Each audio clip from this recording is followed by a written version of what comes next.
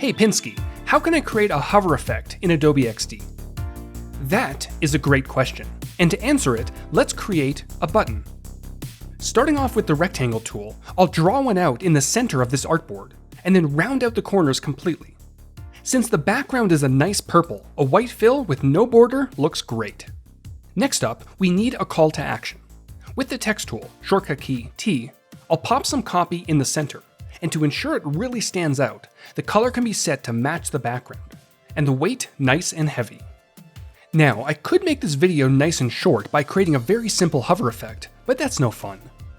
Before converting our design into a component, let's create the elements that will be revealed on mouse over. Selecting the existing white container, I'm going to quickly duplicate it with the Command and Control D shortcut. This will be one of two additional shapes, and for the fill, I'll sample one of the yellows on this design. While in the initial state, this shape will be hidden behind the white container, let's position it to help us visualize what the final result will look like. Making sure that it's at the back of the layer stack, I'll move it 20 pixels to the right and 20 pixels down.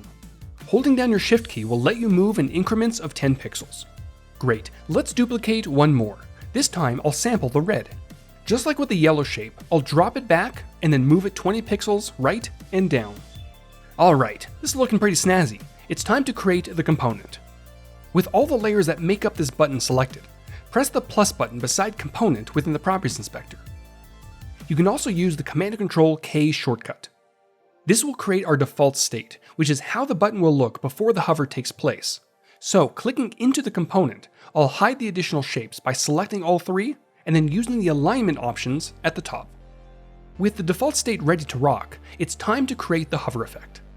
Back within the Properties Inspector, the plus button will now allow you to create additional states, including hover, which, as indicated by the lightning icon to the right, will automatically be wired up for prototyping.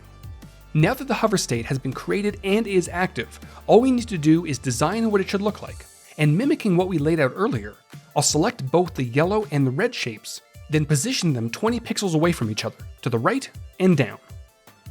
Finally, and this is an optional step, but you may want to slightly enlarge your button on hover. And to do that, select all of your elements, then with your Alt option and Shift keys held down, scale from the center.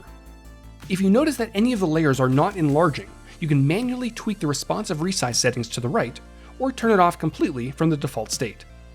To see your new button in action, make sure the default state is currently active, and then launch the preview window at the top. Oh yeah! One last thing before we wrap up.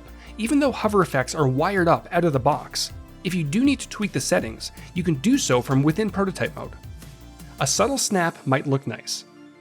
And that's how you can create hover effects using Adobe XD. And once you have the basics down, you can create some truly incredible micro interactions.